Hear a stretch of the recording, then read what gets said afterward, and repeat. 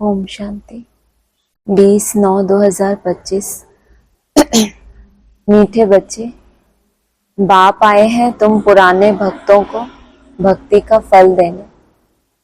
भक्ति का फल है ज्ञान, जिससे ही तुम्हारी सद्गति होती है। प्रश्न है, कई बच्चे चलते चलते तकदीर को आपे ही शूट करते हैं, कैसे? उत्तर, अगर बाप का बनकर सर्विस नहीं करते, अपने पर और दूसरों पर रहम नहीं करते तो वह अपनी तकदीर को शूट करते हैं, अर्थात पद भ्रष्ट हो जाते हैं। अच्छी रीति पढ़ें, योग में रहें तो पद भी अच्छा मिले। सर्विसेबल बच्चों को तो सर्विस का बहुत शौक होना चाहिए। गीत है, कौन आया सवेरे सवेरे। ओम शांति। रूहानी बच्चे समझते हैं हम आत्मा हैं न कि शरीर, और यह ज्ञान अभी ही मिलता है परमपिता परमात्मा से। बाप कहते हैं, जबकि मैं आया हूं तो तुम अपने को आत्मा निश्चय करो। आत्मा ही शरीर में प्रवेश करती है, एक शरीर छोड़ दूसरा लेती रहती है। आत्मा नहीं बदलती, शरीर बदलता है। आत्मा तो अविनाशी है, तो अपने को आत्मा समझना है। यह ज्ञान कभी कोई दे न सके। बाप आए हैं बच्चों की पुकार पर। यह भी किसको पता नहीं है कि यह पुरुषोत्तम संगम युग है। बाप आकर समझाते हैं, मेरा आना होता है कल्प के पुरुषोत्तम संगम युग पर, जबकि सारा विश्व पुरुषोत्तम बनता है। इस समय तो सारा विश्व कनिष्ठ पतित है। उसको कहा जाता है अमरपुरी। यह है मृत्युलोक। मृत्युलोक में आसुरी गुण वाले मनुष्य होते हैं, अमरलोक में दैवी गुण वाले मनुष्य हैं, इसीलिए उनको देवता कहा जाता है। यहाँ भी अच्छे स्वभाव वाले को कहा जाता है, यह तो जैसे देवता है। कोई दैवी गुण वाले होते हैं। इस समय सब हैं आसुरी गुण वाले मनुष्य, 5 विकारों में फंसे हुए हैं। तब गाते हैं, इस दुख से आकर लिबरेट करो। कोई एक सीता को नहीं छुड़ाया। बाबा ने समझाया है, भक्ति को सीता कहा जाता है, भगवान को राम कहा जाता है, जो भक्तों को फल देने आता है। इस बेहद के रावण राज्य में सारी दुनिया फंसी हुई है। उन्हों को लिबरेट कर राम राज्य में ले जाते हैं। रघुपति राघव राजा राम की बात नहीं, वह तो त्रेता के राजा थे। अभी तो सभी आत्माएं तमो प्रधान जड़ जड़ीभूत अवस्था में है। सीढ़ी उतरते उतरते नीचे आ गए हैं। पूज्य से पुजारी बन गए। देवताएं किसी की पूजा नहीं करते, वह तो हैं पूज्य। फिर वह जब वैश्य शूद्र बनते हैं तो पूजा शुरू होती है। वाम मार्ग में आने से पुजारी बनते हैं। पुजारी देवताओं के चित्रों के आगे नमन करते हैं। इस समय कोई एक भी पूज्य हो नहीं सकता। ऊंचते ऊंच भगवान पूज्य, फिर हैं सतयुगी देवताएं पूज्य। इस समय तो सब पुजारी हैं। पहले पहले शिव की पूजा होती है, वह है अव्यभिचारी पूजा, वह सतो प्रधान। फिर देवताओं से भी उतरकर जल की, मनुष्यों की, पक्षियों आदि की पूजा करने लग पड़ते। दिन प्रतिदिन अनेकों की पूजा होने लगती है। आजकल रिलीजियस कॉन्फ्रेंस भी बहुत होती रहती है, कभी आदि सनातन धर्म वालों की, कभी जैनियों की, कभी आर्य समाजियों की। बहुतों को बुलाते हैं, क्योंकि हर एक अपने धर्म को तो ऊंचा समझते हैं ना। हर एक धर्म में कोई ना कोई विशेष गुण होने के कारण वह अपने को बड़ा समझते हैं। और देवताओं की क्या महिमा है? सर्वगुण संपन्न, या कोई एक गुण विशेष है तो उसका गायन हो जाए। और दूसरे धर्मों के लिए क्या बताया, कोई ना कोई उनमें गुण है, इस कारण वो अपने को बड़ा समझते हैं। जैनियों में भी किस्म किस्म के होते हैं, 5-7 वैरायटी होंगी। उनमें फिर कोई नंगे भी रहते हैं। नंगे बनने का अर्थ नहीं समझते। भगवानुवाच है, नंगे अर्थात अशरीरी आए थे, फिर अशरीरी बनकर जाना है। वह फिर कपड़े उतार कर नंगे बन जाते हैं। भगवानुवाच के अर्थ को नहीं समझते। बाप कहते हैं तुम आत्माएं यहाँ शरीर धारण कर पाठ बजाने आई हो, फिर वापस जाना है। इन बातों को तुम बच्चे समझते हो। आत्मा ही पाठ बजाने आती है। झाड़ वृद्धि को पाता रहता है। नए नए किस्म के धर्म इमर्ज होते रहते हैं, इसीलिए इनको वैरायटी नाटक कहा जाता है। वैरायटी धर्मों का झाड़ है। हर एक की अनेक ब्रांचेस निकलती हैं। मोहम्मद तो बाद में आए हैं, पहले हैं इस्लामी। मुसलमानों की संख्या बहुत है। अफ्रीका में कितने साहूकार हैं। सोने हीरों की खानियां हैं। जहां बहुत धन देखते हैं तो उस पर चढ़ाई कर धनवान बनते हैं। क्रिश्चियन लोग भी कितने धनवान बने हैं। भारत में भी धन है, परंतु गुप्त। क्रिश्चियन लोग भी धनवान बने हैं, और भारत की परंपरा क्या है, गुप्त प्राचीन योग कहा जाता है। भारत का योग कैसा होता है, गुप्त होता है। और क्रिश्चियंस का क्या संस्कार होता है, दिखावे का। तो वो भी धनवान और भारत में भी धन है, लेकिन भारत है गुप्त और वो है प्रत्यक्ष। सोना आदि कितना पकड़ते रहते हैं। अब दिगंबर जैन सभा वाले कॉन्फ्रेंस आदि करते रहते हैं, क्योंकि हर एक अपने को बड़ा समझते हैं ना। यह इतने धर्म सब बढ़ते रहते हैं, कभी विनाश भी होना है, कुछ भी समझते नहीं।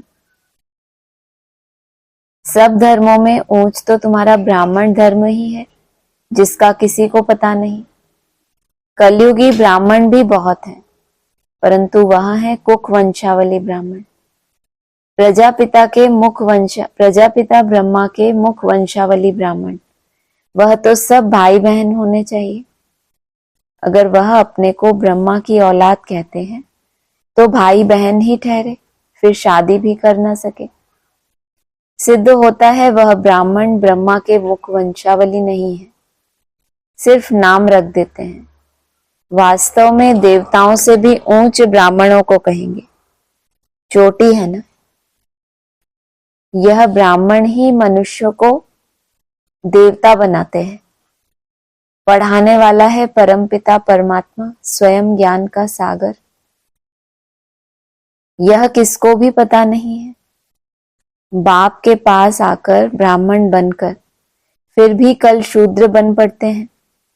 पुराने संस्कार पलटने में बड़ी मेहनत लगती है, तो वो मेहनत नहीं हो पाती तो क्या होता है, बाप के पास आए, ब्राह्मण बने, फिर शूद्र बन जाते हैं। ये कोई कायदा थोड़ी है, लेकिन कारण बताया। पुराने संस्कार पलटने में मेहनत भी लगती है और समय भी लगता है, तो क्या हो जाता है, वापस शूद्र बन जाते हैं। अपने को आत्मा निश्चय कर बाप से वर्षा लेना है। रूहानी बाप से रूहानी बच्चे ही वर्षा लेंगे। बाप को याद करने में ही माया विघ्न डालती है। बाप कहते हैं हथ काटे दिल यार्डे। यह है बहुत सहज।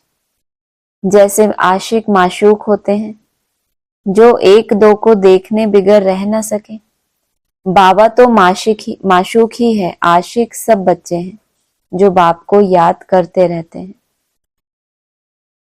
एक बाप ही है जो कभी किसी पर आशिक नहीं होता, क्योंकि उनसे ऊंच तो कोई है नहीं। बाकी हाँ, बच्चों की महिमा करते हैं। तुम भक्ति मार्ग से लेकर मुझ माशूक के सब आशिक हो।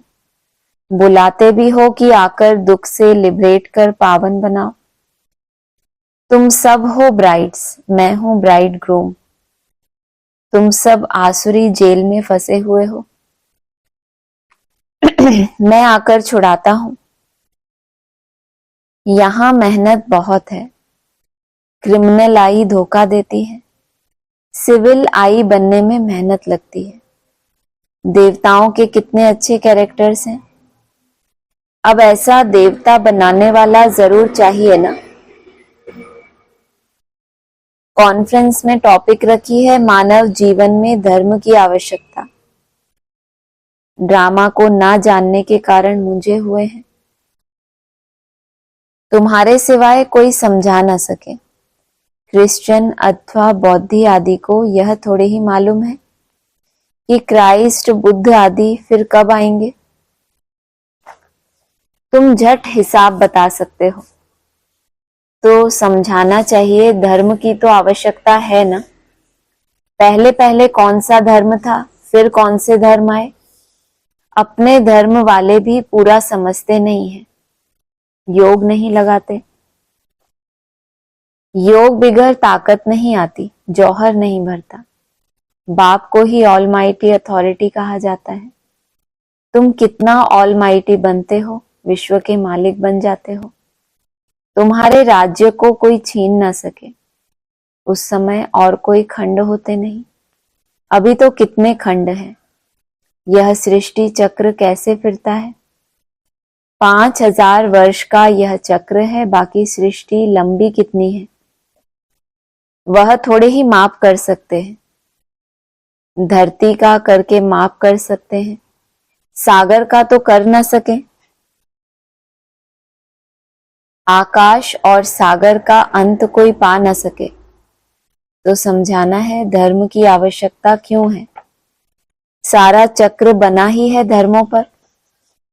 यह है ही वैरायटी धर्मों का झाड़। यह झाड़ है अंधों के आगे आईना। किन अंधों के आगे आईना?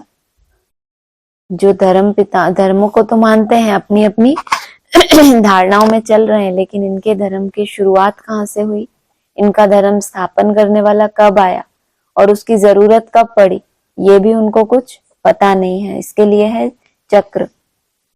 तुम अभी सारा चक्र बना ही है धर्मों पर। यह है ही वैरायटी धर्मों का झाड़। माने दोनों ही चित्रों में हमें क्या दिया हुआ है, दूसरे दूसरे धर्मों की नॉलेज मिलती है। तुम अभी बाहर सर्विस पर निकले हो, आहिस्ते आहिस्ते तुम्हारी वृद्धि होती जाती है। तूफान लगने से बहुत पत्ते गिरते भी हैं ना। और धर्मों में तूफान लगने की बात नहीं रहती। कितना अच्छा है, कहाँ तूफान लगने की बात है। सत्य की नैया के लिए बोला है। क्या होती है ये, हिलती डुलती बहुत है। और धर्मों के लिए वहां कोई तूफान लगने की बात नहीं है, क्योंकि इतनी मेहनत ही नहीं है। मेहनत कहाँ बताई। क्रिमिनल आई को सिविल आई बनाने में बहुत मेहनत लगती है।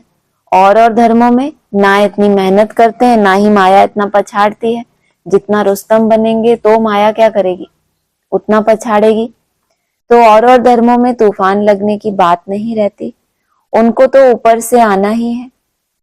यहाँ तुम्हारी स्थापना बड़ी वंडरफुल है, तो इनको आने की दरकार ही क्या है ऊपर से।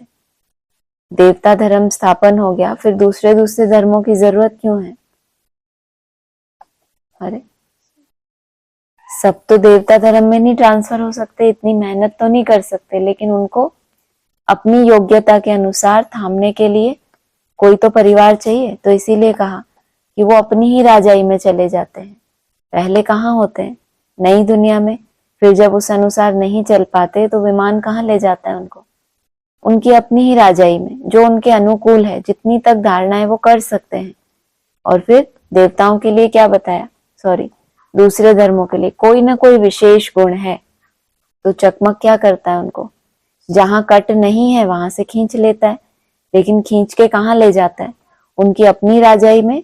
यह सब देवता धर्म में रहेंगे, इसलिए इनके लिए है चक्र और झाड़ का चित्र। बाकी सीढ़ी और लक्ष्मी नारायण ये तो नहीं कहेंगे। और धर्मों में तूफान लगने की बात नहीं रहती, उनको तो ऊपर से आना ही है। यहाँ तुम्हारी स्थापना बड़ी वंडरफुल है। वंडरफुल क्यों कहते हैं, हैरानी क्यों होती है कि इतने विघ्न पड़ते हैं, इतने तूफान आते हैं कि क्या होता है, असंभव लगता है कि कैसे स्थिरियम हो पाएंगे। लेकिन वंडरफुल की कैसे ये हो जाती है, और स्थापना भी कैसी, वंडर ऑफ द वर्ल्ड बाबा कहते हैं किसको? हेवन को। तो ये वंडरफुल है। पहले पहले वाले भगत जो हैं उनको ही आकर भगवान को फल देना है, अपने घर ले जाने का। बुलाते भी हैं, हम आत्माओं को अपने घर ले जाओ। सबसे पुराने भगत हैं, शुरू से इनने भक्ति की है, लेकिन अंत तक भी क्या हुआ, ये थके नहीं है, इनका धैर्य टूटा ही नहीं। तो क्या कहेंगे, पहले पहले लंबे समय की भक्ति का फल किनको मिलना चाहिए? पुराने भक्तों को क्या फल मिलेगा? आकर अपने घर लेकर जाएंगे। बुलाते भी हैं, हम आत्माओं को अपने घर ले जाओ। यह किसको पता नहीं कि बाप स्वर्ग का भी राज्य भाग्य देते हैं। सन्यासी लोग तो सुख को मानते ही नहीं, वे चाहते हैं मोक्ष हो। मोक्ष को वर्षा नहीं कहा जाता। खुद शिव बाबा को भी पाठ बजाना पड़ता है, तो फिर किसको मोक्ष में कैसे रख सकते? तुम ब्रह्मा कुमार कुमारियां अपने धर्म को और सबके धर्म को जानते हो।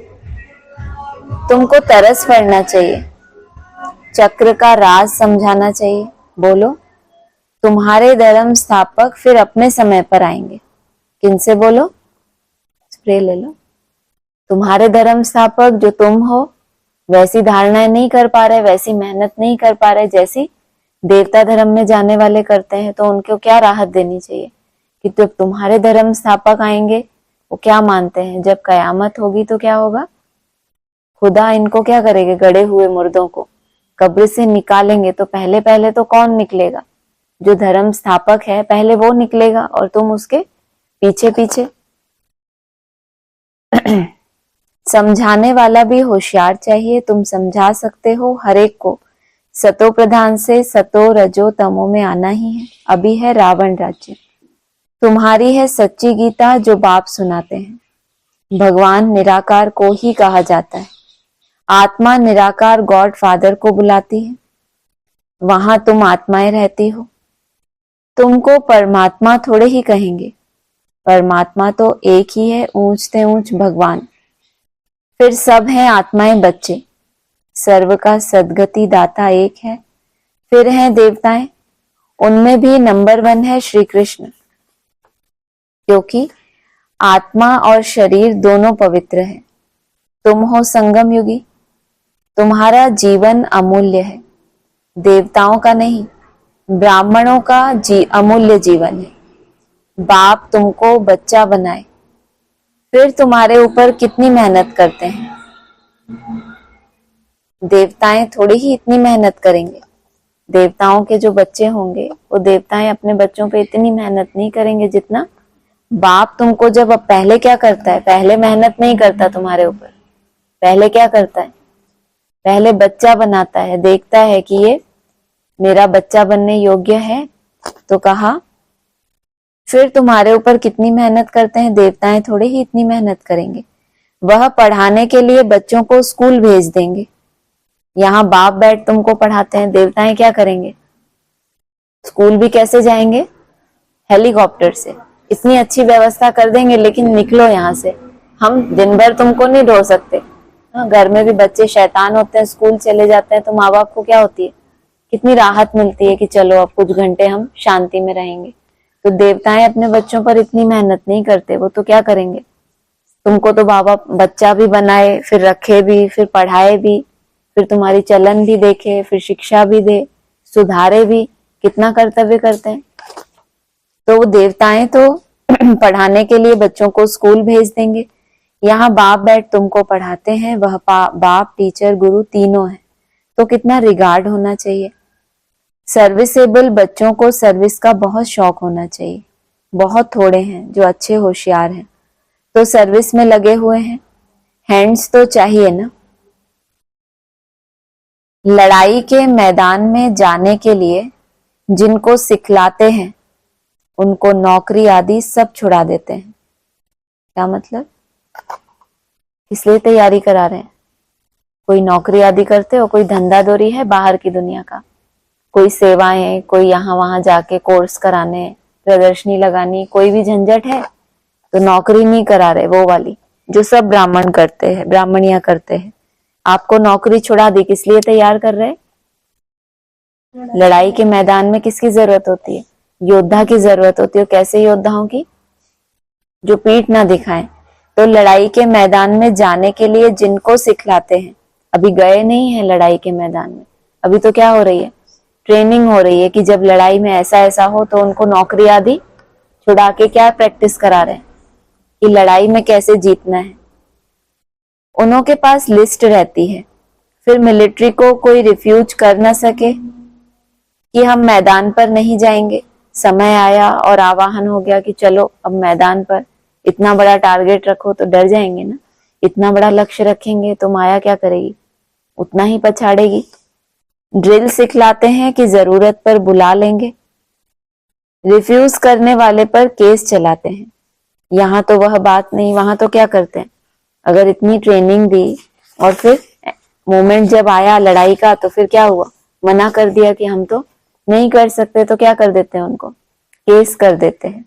यहाँ फिर जो अच्छी रीति सर्विस नहीं करते तो पद भ्रष्ट हो जाता है, सर्विस नहीं करते गोया आपे ही अपने को शूट करते हैं, पद भ्रष्ट हो जाता है, अपनी तकदीर को शूट कर देते हैं। अच्छी रीति पढ़ें, योग में रहें तो अच्छा पद मिले। अपने पर रहम करना होता है, अपने पर करे तो दूसरे पर भी करें।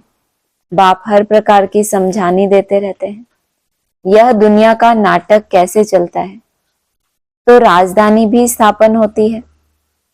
इन बातों को दुनिया नहीं जानती। अब निमंत्रण तो मिलते हैं, 5-10 मिनट में क्या समझा सकेंगे, 1-2 घंटा दें तो समझा भी सके। ड्रामा को तो बिल्कुल जानते नहीं, पॉइंट्स अच्छी अच्छी जहां तहां लिख देनी चाहिए, परंतु बच्चे भूल जाते हैं बाप क्रिएटर भी है।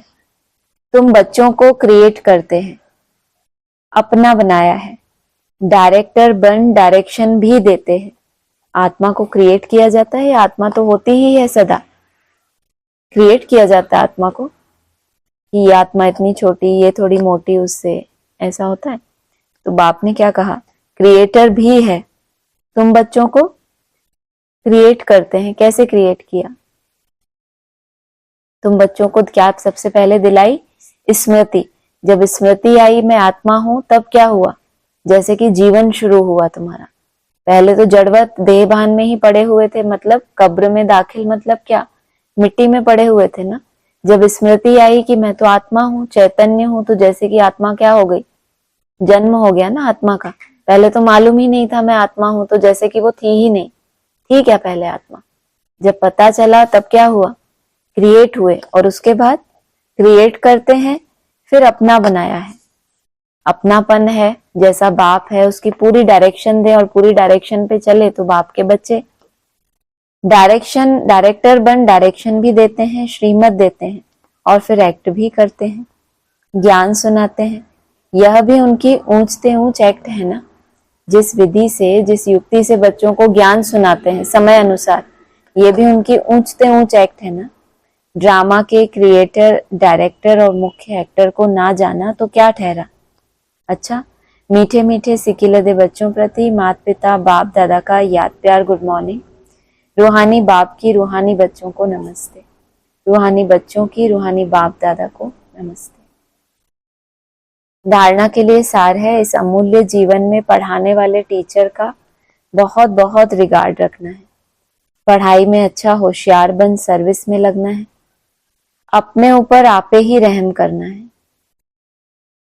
दूसरा है अपने आप को सुधारने के लिए सिविलाइज्ड बनना है, अपने कैरेक्टर सुधारने हैं, मनुष्यों को देवता बनाने की सेवा करनी है। वरदान है, रूहानी ड्रिल के अभ्यास द्वारा फाइनल पेपर में पास होने वाले सदा शक्तिशाली भव। अभी क्या बताया पीछे, अभ्यास क्यों करा रहे हैं तुमको, कि जब लड़ाई का मैदान हो, जब लड़ाई लगे तो तुम क्या हो जाओ, तुमको उस समय बुलाएंगे कि आओ फाइट करो। तो उससे पहले क्या कराई जा रही है, रूहानी ड्रिल की ट्रेनिंग, की फाइनल पेपर में पास हो जाए। जैसे वर्तमान समय के प्रमाण शरीर के लिए सर्व बीमारियों का इलाज एक्सरसाइज सिखाते हैं। बाबा ने ये लाइन रिपीट की, इसका मतलब सच है ना, सारी ही बीमारियों का इलाज क्या है, एक्सरसाइज। ऐसे आत्मा को सदा शक्तिशाली बनाने के लिए रूहानी एक्सरसाइज का अभ्यास चाहिए। स्थूल एक्सरसाइज भी करते हैं तो धीरे धीरे कैपेसिटी बढ़ती है, जो पहले नहीं कर सकते थे धीरे धीरे फ्लेक्सिबल होता है। ऐसे मन बुद्धि भी क्या है, जाम हो गई, उसको हम जिस स्वरूप में टिकाना चाहते हैं वापस अपने उसी उसमें आ जाती है जो उसका कंफर्ट जोन है। उसको देहभान क्या है, उसका बहुत राहत रहती है, कुछ नहीं कर रहे। हाँ, लेकिन जब उसको उसके ओरिजिनल स्वरूप में लेकर जाते हैं जो वो थी पहले, तो उसको क्या होती है, तकलीफ। तो वो वापस अपने उसी जो उसको आरामदायक लगता है उसी अवस्था में आ जाती है। चारों ओर कितना भी हलचल का वातावरण हो, लेकिन आवाज में रहते आवाज से परे स्थिति का अभ्यास करो। मन को जहां और जितना समय स्थित करना चाहो उतना समय वहां स्थित कर लो, तब शक्तिशाली बन फाइनल पेपर में पास हो सकेंगे। स्लोगन है, अपने विकारी स्वभाव, संस्कार व कर्म को समर्पण कर देना ही समर्पित होना है। क्या क्या समर्पित करना, विकारी स्वभाव, संस्कार और कर्म को समर्पण कर देना। अव्यक्त इशारे हैं, जब तक आपकी याद ज्वाला रूप नहीं बनी है तब तक यह विनाश ज्वाला भी संपूर्ण ज्वाला रूप नहीं लेती। यह भड़कती है फिर शीतल हो जाती है, क्योंकि ज्वाला मूर्त और प्रेरक आधार मूर्त आत्माएं अभी स्वयं ही सदा ज्वाला रूप नहीं बनी है। अब ज्वाला रूप बनने का दृढ़ संकल्प लो और संगठित रूप में मन बुद्धि की एकाग्रता द्वारा पावरफुल योग के वाइब्रेशन चारों ओर फैलाओ। ओम शांति।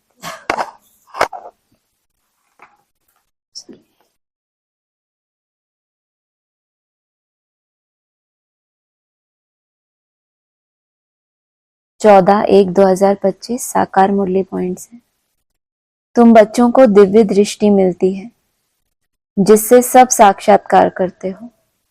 जो पास्ट हो गए हैं उनको दिव्य दृष्टि से देखा जाता है। जो पास्ट हो गए माना पहले थे, फिर उन्होंने शरीर छोड़ा तो आत्माएं पास्ट हो गई ना। लेकिन जब तुम भी नया जन्म लेकर आते हो फिर वो आत्माएं भी नया जन्म लेकर तो आएंगी, तो उनको कैसे देखते हो तुम? जब तुमको दिव्य दृष्टि मिलती है तब तुम देख सकते हो कि ये वही आदि वाली आत्माएं हैं। पहले नंबर में तो यह पास्ट हो गया है, अब फिर आए हैं तो उनका भी साक्षात्कार होता है। पहले नंबर में कौन पास्ट हो गया? सबसे पहले आदि की कौन सी आत्मा? अरे इतनी हिस्ट्री सुनी है, आदि सो अंत, आदि की कहानी नहीं सुनी? प्रजापिता के लिए कहते थे कि कब क्या हो गया, पास्ट हो गया, फिर पहले जब वापस आया यज्ञ में तो उसका साक्षात्कार मन बुद्धि से किन्होंने किया ना। तो जो भी पास्ट हो गए जब दोबारा आएंगे तो वही संस्कारों से आएंगे जो तब उनकी वंशावली के थे। वो आत्माएं क्या होंगी, वापस फिर उनकी मन बुद्धि में साक्षात्कार होगा कि ये वही आत्मा है बहुत सूक्ष्म। इससे समझ सकते हैं सिवाय परम पिता परमात्मा के आत्मा का ज्ञान कोई दे नहीं सकता। दूसरा है, यह किसी को समझाना सहज है। शिव बाबा को अपना शरीर नहीं है। शिव जयंती मनाते हैं परंतु उनका शरीर देखने में नहीं आता। बाकी और सबका शरीर है। सब आत्माओं का अपना अपना शरीर है। शिव बाबा के लिए क्या बोला? उनको अपना शरीर नहीं है। फिर अगली लाइन में क्या आ गया? कंट्रास्ट। शिव जयंती मनाते हैं और उनका शरीर देखने में ही नहीं आता। तो है कि नहीं है? है और देखने में ही नहीं आता। पहले बोला अपना शरीर नहीं है, देखने में नहीं आता, इसका मतलब है ना। और पहले तो बोल दिया कि अपना शरीर नहीं है, तो क्यों ऐसा कंट्रास्ट? हाँ, शिव बाप के लिए बोला। बाकी और सबका शरीर है। सब आत्माओं का अपना अपना शरीर है। अपना क्यों बोला? अपनापन नहीं है शिव बाबा का शरीर के साथ, तो जैसे कि वो देखने में भी नहीं आता क्योंकि उसका आपका इस शरीर से अपनापन है। तो जब थोड़ी देर के लिए आत्मा को अलग लेके जाते हो, मैं आत्मा डिटैच, तो ऐसे घंटों अलग रह जाते हो। इसके साथ अपनापन है तो वापस उस अपने के पास आ जाते हैं ना। जब शरीर से नष्टो मुहा होंगे तो क्या होगा? आत्मा अलग और शरीर अलग, तो उनको अपना शरीर नहीं है। एक सेकंड में अगर किसी में भी प्रवेश होके वो चला जाता है कहीं भी, क्या कहता है? टाइम लगता है बाप को आने जाने में, 1 सेकेंड लगता है। अगर शरीर से अपनापन हो तो निकल ही ना सके ना, कैसे निकले? हम तो कितनी मेहनत करते हैं ऐसे धीरे से, पॉइंट ऑफ लाइट पूरा सन्नाटा हो, फिर शांति से मैं जाऊं ऊपर, फिर भी कितना सेकंड रहोगे ऊपर? अपनापन जहां होगा तो वापस, और यहाँ कितना समय रह लेते हैं इस शरीर में, ऐसे घबराहट होती है कि निकले इससे बाहर। अपनापन है तो उसके साथ हम आराम से रहते हैं, और उसका अपना शरीर नहीं है लेकिन है तो, लेकिन वो देखने में नहीं आता। शरीर का नाम पड़ता है, परमात्मा का अपना शरीर ही नहीं, इसलिए उनको परम आत्मा कहा जाता है। अगला है, गुरु का बनते हैं तो नाम बदलता है। तुम्हारे भी नाम बदले थे, परंतु कहां तक नाम बदलते रहेंगे? कितने भागंती हो गए, जो उस समय थे उनका नाम रख दिया, अब नाम नहीं रखते, किस पर भी विश्वास नहीं है। कहते हैं ना, कोई बहुत अनुभवी हो जाता है तो कहता है अब तो मेरा क्या हो गया, सबके ऊपर से विश्वास ही उठ गया, बहुत धोखे खाए हैं। तो क्या कहा बाबा ने, नाम रखते ही नहीं है, विश्वास नहीं है, माया बहुतों को हरा देती है तो भागंती हो जाते हैं। इसलिए बाबा किसका भी नाम नहीं रखते, किसका रखें और किसका ना रखें वह भी ठीक नहीं। कहते तो सब हैं बाबा हम आपके हो चुके हैं, परंतु यथार्थ रीति हमारे होते थोड़े ही हैं। क्या बोला? आप कहते हो कि बाबा हम आपके हो चुके, ऐसा कहते हो ना? नहीं कहते, ऐसा कहते हैं, परंतु बाबा क्या कह रहे हैं, यथार्थ रीति हमारे होते थोड़े ही हैं। बहुत हैं जो वारिस बनने के राज को भी नहीं जानते, बाबा के पास मिलने आते हैं परंतु वारिस नहीं है, विजय माला में नहीं आ सकते। कोई अच्छे अच्छे बच्चे समझते हैं हम तो वारिस हैं, कितना नशा है खुद को, चलो बाप के बन गए, हम बाप के हो गए, लेकिन फिर वारिस समझना माना माला का दाना अपने को समझना। परंतु बाबा समझते हैं यह वारिस नहीं है। वारिस बनने के लिए क्या करना पड़े? सुना है कभी मुरली में? बाबा का वारिस बनने के लिए क्या करना पड़े? तुमको बाप को पहले अपना वारिस बनाना पड़े कि मेरा सब कुछ इसका अर्पण में। वारिस बनने के लिए भगवान को अपना वारिस बनाना पड़े, यह राज समझाना भी मुश्किल है। भगवान को कोई वारिस बनाए तो मिल्कियत भी देनी पड़े। वारिस बनने में भी बहुत अकल चाहिए। देखते हैं लक्ष्मी नारायण विश्व के मालिक थे, परंतु वह मालिकपना कैसे लिया यह कोई नहीं जानते। बच्चे भी कहते हैं हम तो सूर्यवंशी लक्ष्मी नारायण बनेंगे, इसलिए बाबा ने एक मुरली में कहा, कहते हैं हमको कृष्ण जैसा बच्चा मिले, कृष्ण जैसा पति मिले, लेकिन शिव बाबा को बालक बनाना कोई मासी का घर नहीं है। कृष्ण बालक को अपना लेना तो भी क्या हो गया, प्रिंस है ना, गोद में उठाए, बताए ना कितनी सारी दास दासियां होती हैं, कोई उसका भोजन बनाएगी, कोई गोद में खिलाएगी, ये सब बताया ना कि कितने सारे होते हैं, बहुतों को चांस मिलता है। बच्चे भी कहते हैं हम तो सूर्यवंशी लक्ष्मी नारायण बनेंगे, ना कि चंद्रवंशी राम सीता। और जो सूर्यवंशी हैं, लक्ष्मी नारायण का हो या कृष्ण भी तो हो गया ना उसमें, वो कैसे विश्व का मालिक बना? जिसको बालक बनाने के लिए माताएं क्या करती हैं, आश रखती हैं कि ये हमारा बालक बने, वो विश्व का मालिक कैसे बना? किसको वारिस बनाया? शिव बाबा को। इसलिए बाबा कहते हैं शिव बाबा को वारिस बनाने के लिए बहुत अकल चाहिए। अभी बच्चे कहते हैं हम सूर्यवंशी लक्ष्मी नारायण बनेंगे, ना कि चंद्रवंशी राम सीता। राम सीता की भी शास्त्रों में निंदा की हुई है, लक्ष्मी नारायण की कभी निंदा नहीं सुनेंगे। शिव बाबा की, श्री कृष्ण की भी निंदा है। बाप कहते हैं मैं तुम बच्चों को इतना ऊंचते ऊंच बनाता हूं, मेरे से भी बच्चे तीखे चले जाते हैं। लक्ष्मी नारायण की भी कोई निंदा नहीं करेंगे। भल श्री कृष्ण की आत्मा तो वही है, परंतु ना जानने के कारण निंदा करती है। आत्मा वही है लेकिन कृष्ण है, फिर लक्ष्मी नारायण बनने में कितना समय जाता है, 20-25 वर्ष बाबा ने बताया। ना जानने के कारण उसी आत्मा की बाल स्वरूप में क्या करते हैं, निंदा करते हैं। परंतु ना जानने के कारण निंदा कर दी है। लक्ष्मी नारायण का मंदिर बड़ा खुशी से बनाते हैं। वास्तव में बनाना चाहिए राधे कृष्ण का, क्योंकि वह सतो प्रधान है।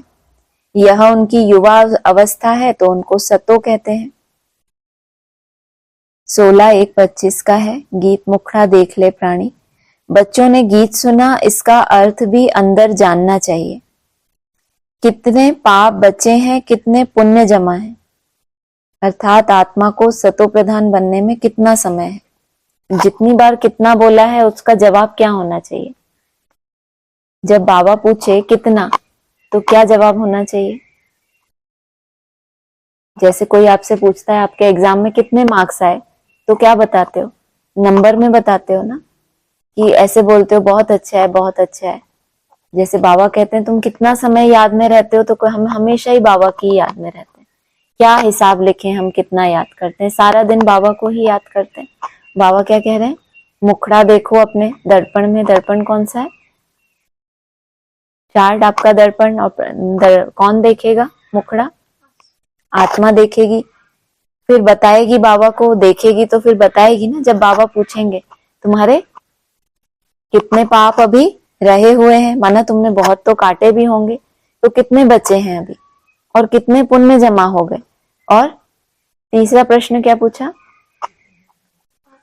नहीं घंटे नहीं पूछा, हाँ कितना समय है, आत्मा को सतो प्रधान बनने में कितना समय है, अभी कितने तक पावन बने हैं, यह समझ तो सकते हैं ना। चार्ट में कोई लिखते हैं हम 2-3 घंटा याद में रहे, कोई लिखते हैं 1 घंटा। सोचो, प्योरिटी का आधार, सतो प्रधानता का आधार, और अभी आगे और कितना समय है। जो क्लास में आया ना कि 27 का भविष्य तुम कहाँ देख लोगे, अभी ही तुमको साक्षात्कार हो जाएगा। यही जो भट्टियां कर रहे हो कि वहां हम कैसे होंगे, तो कैसे बता रहे हैं बाबा। यहाँ भी बाबा ने घंटों की बात की ना। कोई ने रिजल्ट दी, हम 2-3 घंटा याद करते हैं, कोई ने कहा 1 घंटा। यह तो बहुत कम हुआ। किस हिसाब से, जो तुमको सतो प्रधान बनना है और तुमको लगता है समय भी कम है।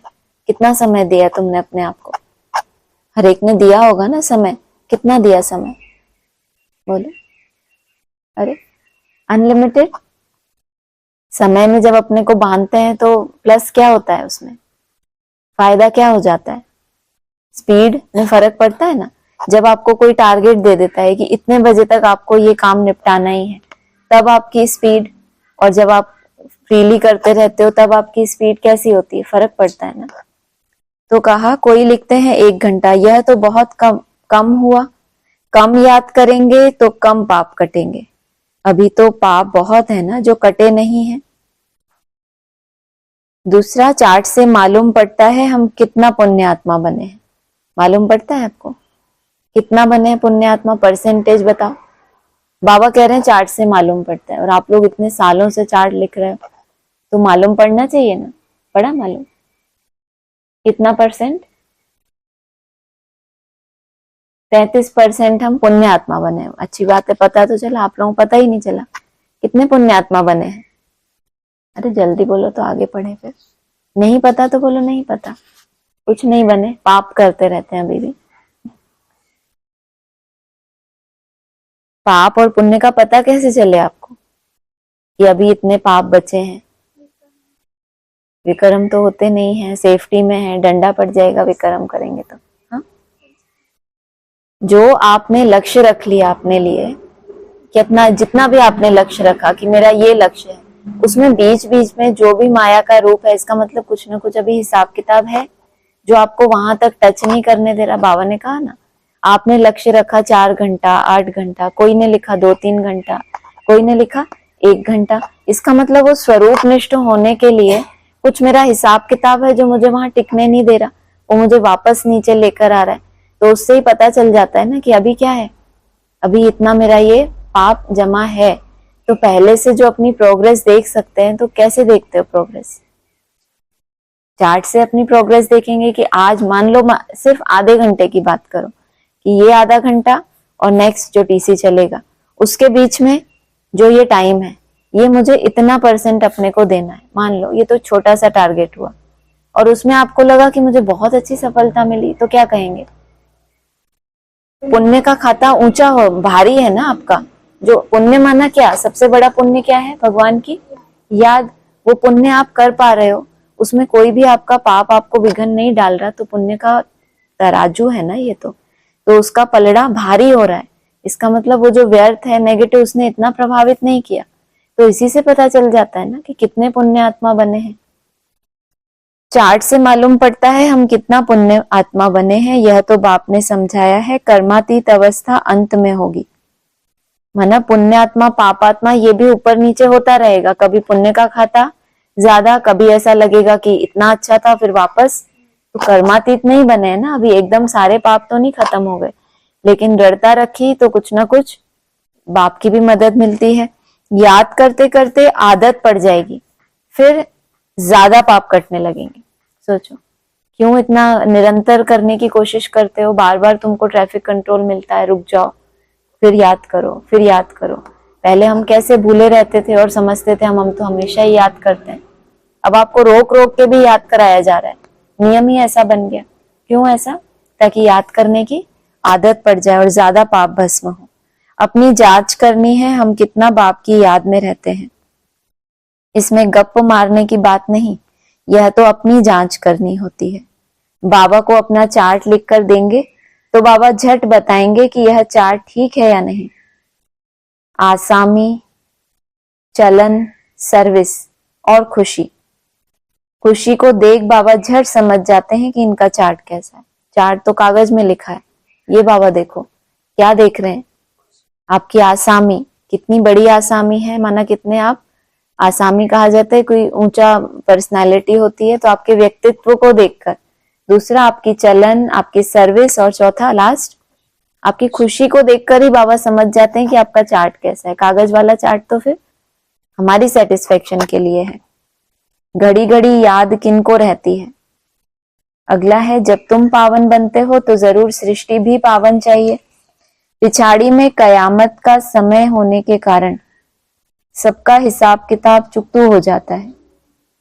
तुम अपने हिसाब किताब चुकतू करते हो श्रीमत से, और उनके हिसाब किताब चुकतू होते हैं कयामत से। कयामत माना क्या बताया, क्या मत है कुछ समझ नहीं आता। जो श्रीमत मिली थी वो सब बुद्धि से उड़ गई, अब कोई मत नहीं है, उलझे हुए हैं, लेकिन हिसाब किताब चुकतू होने हैं। तुम्हारे लिए हमको नई सृष्टि का उद्घाटन करना पड़ता है, फिर ब्रांचेस खोलते रहते हैं। पवित्र बनाने के लिए नई दुनिया सतयुग का फाउंडेशन तो बाप बिगर कोई डाल ना सके। कैसा फाउंडेशन है ये? पवित्र बनाने के लिए, अभी पवित्र बने नहीं है, लेकिन बनाने के लिए भी क्या चाहिए? नई दुनिया चाहिए जहां सत्य का संग हो, जिससे आत्माएं क्या बने? पवित्र बने। उसका फाउंडेशन बाप बिगर कोई डाल ना सके। अच्छा, ओम शांति।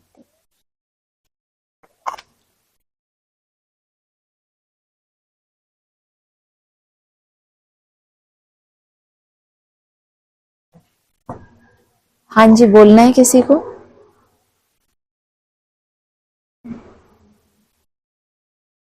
ओम शांति। ओम शांति।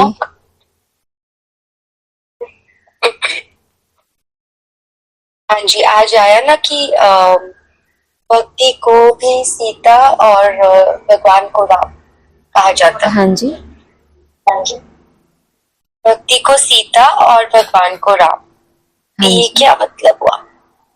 भक्ति माना भावनाएं, सीता को दिखाया है। तुम सब सीताएं हो, बाबा कहते हैं। सीता माना शीतल स्वभाव है। जो भी भक्ति भावना वाले होते हैं दुनिया में भी, जो ज्यादा भक्ति करते हैं, उनके स्वभाव संस्कार कैसे होते हैं? शीतल ही होते हैं। लेकिन ज्ञान के हिसाब से राम सीता को भी चंद्रवंशी बताया, सूर्यवंशी तो नहीं बताया। तो अभी सात्विक भक्ति तक पहुंचे हैं, स्वभाव संस्कार शीतल हो गए, लेकिन अभी और ऊंचा बनना है। ज्ञानी तो आत्मा बनना है, फिर हमारा लक्ष्य है सूर्यवंशी लक्ष्मी नारायण बनना। तो भक्ति भावना है, शीतल स्वभाव है, तो वो हो गई सब भक्तियां। तुम सब भक्तियां हो, लेकिन अभी रावण की जेल में हो। लीका को क्रॉस किया तो रावण तुमको कैद कर लेता है, लेकिन कोई शोक नहीं है, अशोक वाटिका है। क्यों? क्योंकि तुम्हारे पास प्योरिटी है, शीतल स्वभाव है, लेकिन फिर भी हो तो रावण की जेल में।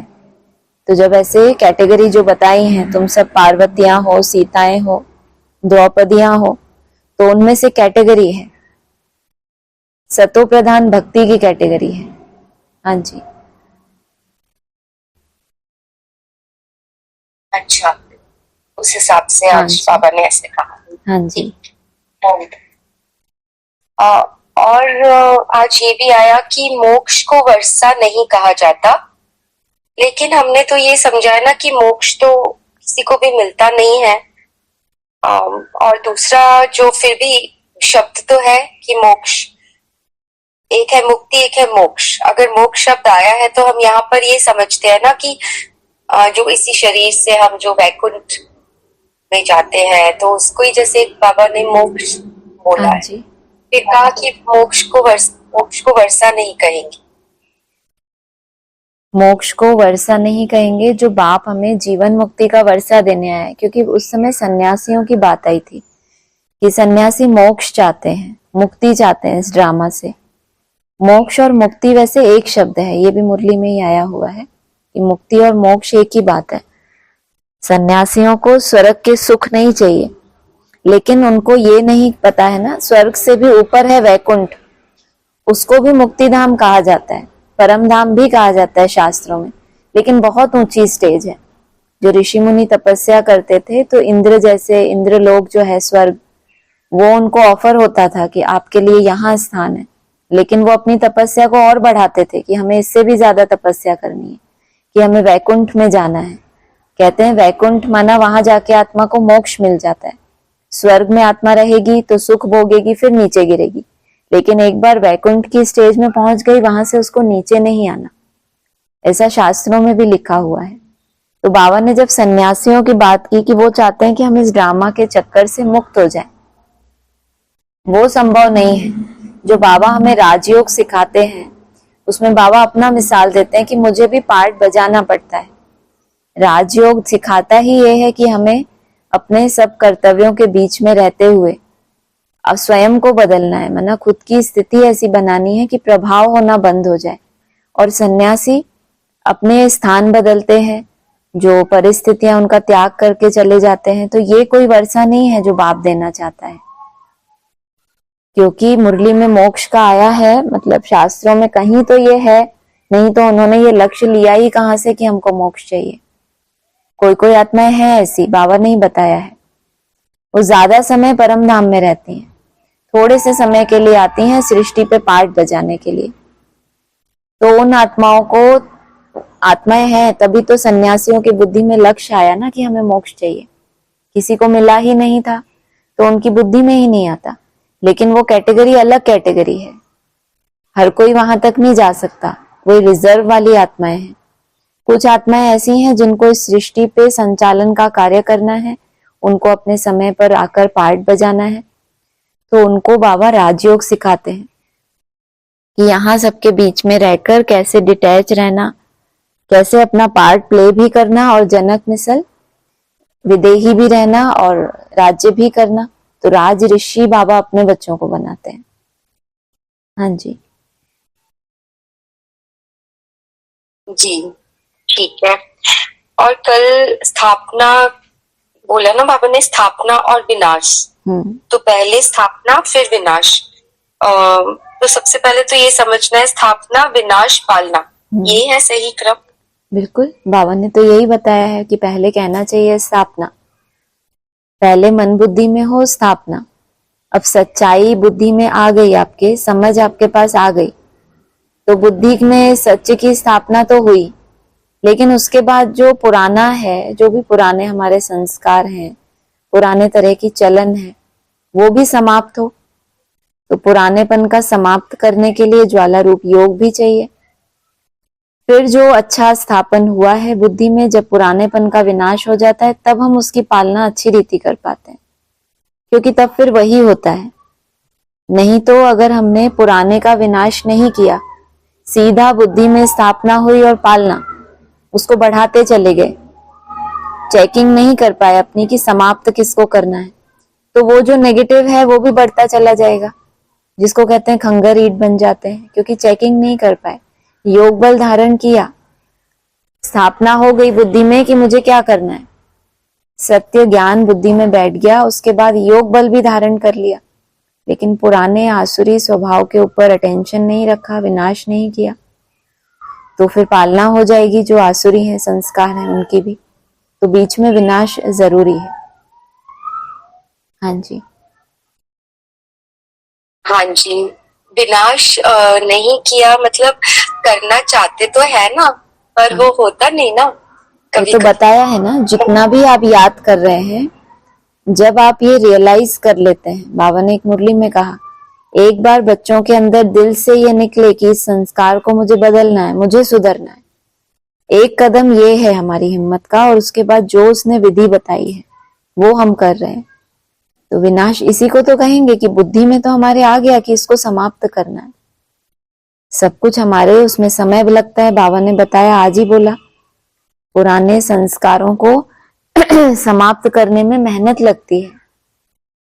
बुद्धि में जैसे और धर्म आए, उन्होंने इस सृष्टि में आके उनकी स्थापना हो गई, वो स्थापन हो गए, लेकिन पुराने का विनाश तो किसी ने नहीं किया। ये तो आसान काम है कि हम आए, हमारी बुद्धि में किसी ने कोई नया ज्ञान सुना दिया, हमने समझ लिया। कितनी पार्टीज निकली हैं ज्ञान में भी, कोई कुछ ज्ञान सुना रहा है, कोई कुछ ज्ञान सुना रहा है, उसको अपनी बुद्धि में धारण करना वो कोई बड़ी बात थोड़ी है। कितने सारे ज्ञान बुद्धि में ले लेके आज हम यहाँ तक बैठे हैं, कितनी जगह धक्के खाए हैं बहुतों ने।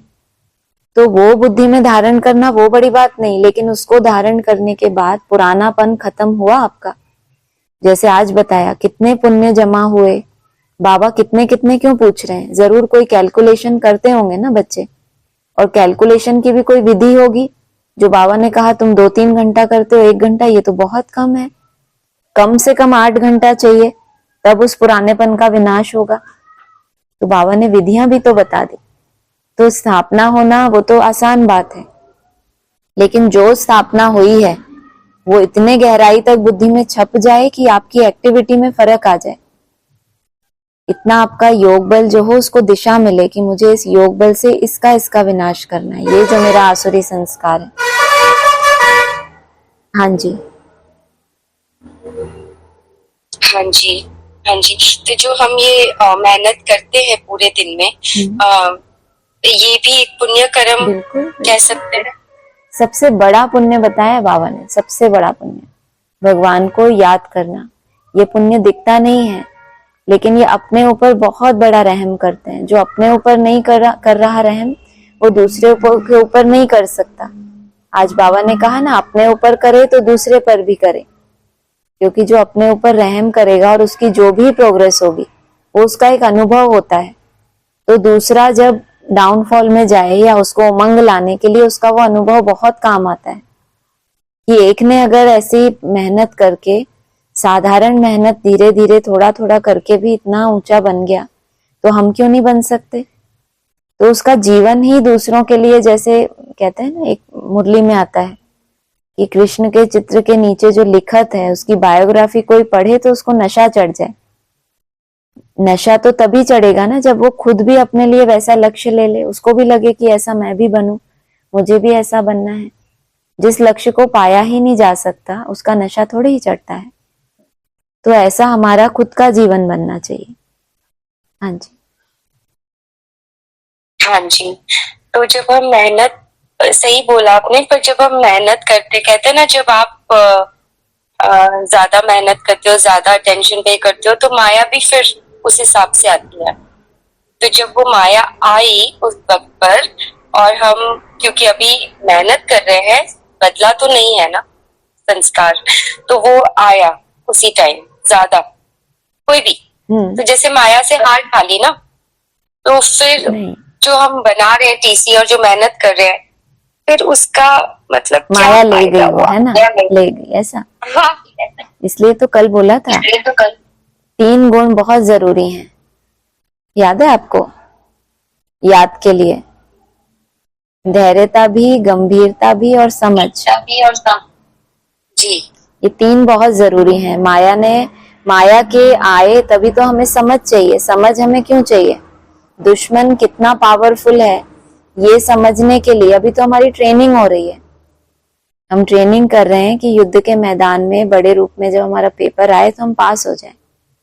तो दुश्मन की भी ताकत का पता तो होना चाहिए ना। तो माया जो आपकी दुश्मन है वो तो आपकी मदद करती है, वो आपको बताती है कि मैं देखो इतनी पावरफुल हूं, तुमने 240 बनाए तो भी मैंने तुमको पीछे पछाड़ दिया।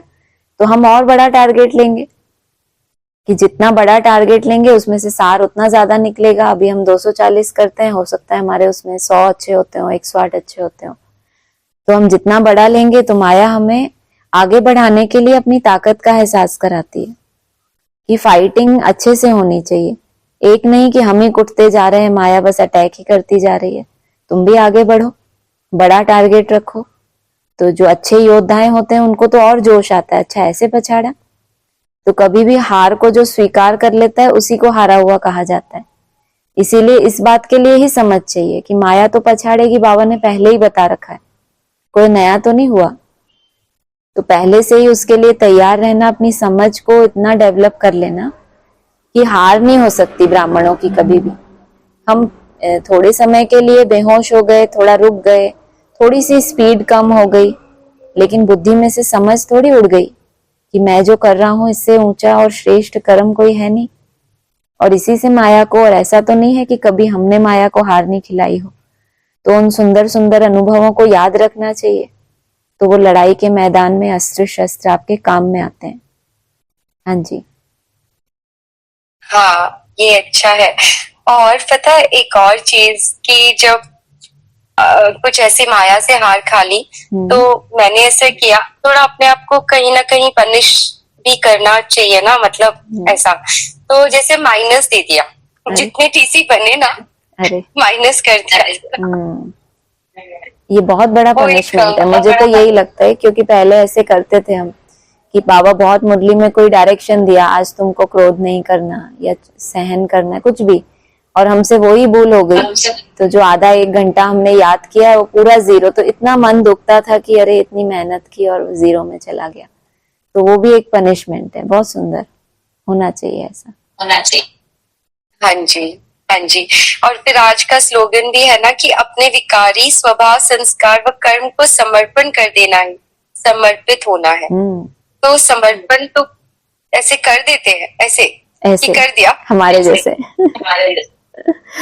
बट वो जाने चाहिए ना पूरी तरह से। सही बात है।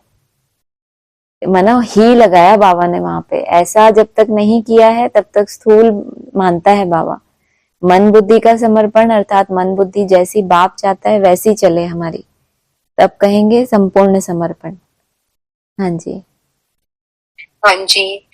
और फिर ये क्वेश्चन आता है कि जैसे बाबा ने आज वो अव्यक्त इशारों में बोला कि फिर शीतल हो जाती है क्योंकि ज्वाला मूर्त और प्रेरक आधार मूर्त आत्माएं अभी स्वयं ही सदा ज्वाला रूप नहीं बनी है। ठीक है, तो फिर जो ये वाइब्रेशंस की बात आती है कि एकाग्रता द्वारा पावरफुल योग के वाइब्रेशंस चारों ओर फैलाओ, तो जब तक वो आत्मा, लाइक हम खुद ही अंदर से शीतल और शांत नहीं हुए हैं तो हम वाइब्रेशंस फैला कैसे सकते हैं? जब खुद ही हो जाएंगे तो ऑटोमेटिकली वो वाइब्रेशंस फैलने वाले ही हैं। जो भी आत्माएं, मना विनाश रुका तो नहीं रहेगा। जो आत्माएं पहले पहले कर्मातीत अवस्था में जाएंगी उनका अपना ही संगठन होगा ना, उनके वाइब्रेशन, वो एक जगह होने की भी बात नहीं है। कोई कोई आत्माओं की मन बुद्धि जो जो समय दिया गया है हमें परिपक्व होती जाएगी नंबरवार, सब एक साथ तो नहीं होंगे। अब जो जो उसमें ऐड होता जा रहा है, जो जो उस टारगेट को पा रहा है, जिसके लिए याद सहज हो गई, जो आराम से कर पा रहा है अपना टारगेट पूरा, तो वो उस वायुमंडल में अपना सहयोग कर रहा है। हमसे जितना हो रहा है, जिस वायुमंडल में हम हैं, जितना भी हम कर रहे हैं, हम उसी ही वायुमंडल में सहयोग कर रहे हैं। वो वायुमंडल तो बन रहा है, ऐसे नहीं हम जब संपूर्ण बनेंगे तब शुरुआत होगी उसकी। ये तो सालों से चल रही है ना तपस्या। यज्ञ जब से शुरू हुआ तब से ही बाबा ने भट्टी शब्द का जिक्र किया कि भट्टी में रहो तुम अंतर्मुक्ता। तो जो आत्माएं आदि से लेकर करती चली आई हैं, तो उनमें कोई कोई आत्माएं जो परिपक्वता को नंबरवार धारण करेंगी, उनके वाइब्रेशन एक दो से मैच होंगे, एक के संस्कार दूसरे से, दूसरे से तीसरे से, उस वायुमंडल में हमारे ये वाइब्रेशन का एडिशन होता जाए कि जब वो विनाश काल हो तब हमारी भी सेफ्टी हो। क्यों? क्योंकि हमने भी अपना थोड़ा थोड़ा उस वायुमंडल में जमा किया है, इंश्योर किया है अपना, कि जब ऐसी परिस्थिति आए तो हमें भी स्थान मिले, उस सुरक्षित स्थान मिले जहां पे सेफ्टी हो हमारी। तो अभी जो आत्माएं कर रही हैं वो इंश्योर कर रही हैं, बाकी जो संगठन है जो बाबा कह रहे हैं वो आत्माएं जो जो कर्मातीत अवस्था में नंबरवार जाएंगी उनके वायुमंडल से वो होना ही है, उसमें कोई देरी भी नहीं हो सकती, वो टाइम भी फिक्स है। हाँ जी हाँ जी, हाँ जी। ये तो बिल्कुल सही है ही है, लेकिन मेरा ये भी एक क्वेश्चन साथ में है कि जो हम ड्रिल समझो ड्रिल करते हैं कि मैं वो फैल रही है, शांति की किरणें फैल रही है, ऐसी ड्रिल कर रहे हैं अगर, लेकिन वही चीज है कि अंदर में शांत तो नहीं है अगर, तो खाली ड्रिल कर रहे हैं, तो उससे कुछ फायदा हो रहा है? लेकिन उस समय आपका व्यर्थ संकल्प तो नहीं चल रहा ना, एक शुद्ध चिंतन में हो आप कि मेरे द्वारा किरणें फैल रही हैं। अगर वो भी नहीं सोचते, अगर आप इससे भी ऊंची स्टेज में रह सकते हो, पॉइंट ऑफ लाइट, तो उससे ऊपर कुछ नहीं है, लेकिन अगर नीचे चले जाते हैं तो उससे तो अच्छा है कि शुभ चिंतन में रहना। जैसे बाबा ने याद जाप को भी बता दिया, अजपा जाप माना याद, तो उससे तो वो बेहतर है। अगर इससे ऊंची स्थिति में हम टिक सकते हैं तो वो अच्छा है, लेकिन व्यर्थ से तो ये चिंतन भी अच्छा है। शुद्ध चिंतन करते करते ही तो हम आगे चल के निसंकल्प होंगे। हाँ जी, हाँ जी, हाँ जी। मतलब ये समझ में आया कि जब हम ये करते हैं तो फिर ये हमारे खुद के लिए है कि उस वक्त पर जो एक हमारा वही हाँ, व्यर्थ नहीं चल रहा है। सबकॉन्शियस में जाएगी वो चीज, जो भी जिस भी तरह के चिंतन में आप निरंतर रहते हो वो चीज आपके सबकॉन्शियस में जाती है, वो अच्छी हो या बुरी हो। तो अच्छा है कि इस तरह का चिंतन हमारी मन बुद्धि में जा रहा है। टाइम तो लगता है वो स्थिति बनने में, लेकिन कम से कम चिंतन तो घर कर रहा है, व्यर्थ से हम उतना दूर जाएंगे। हाँ जी, हाँ जी, जी। मतलब जब हम ये कर रहे हैं तो एटलीस्ट हमारे लिए फायदा हो रहा है कि हम और कुछ नहीं, क्योंकि कुछ ना कुछ तो करेगा ना मन, उसको कुछ तो चाहिए करने के लिए। अगर वो शांत बैठने का अभ्यासी नहीं है तो उसको कोई ना कोई विधि तो चाहिए, तो अच्छी है ये भी विधि। और भी इसमें कोई आपको अपनी विजुअलाइज करना है, कुछ एडिशन करना है, तो वो हमारी अपनी बुद्धि की ताकत है, कर सकते हैं। हाँ जी, हाँ जी, ठीक है। हाँ जी, ओम शांति। और किसी को बोलना है कुछ? ठीक है।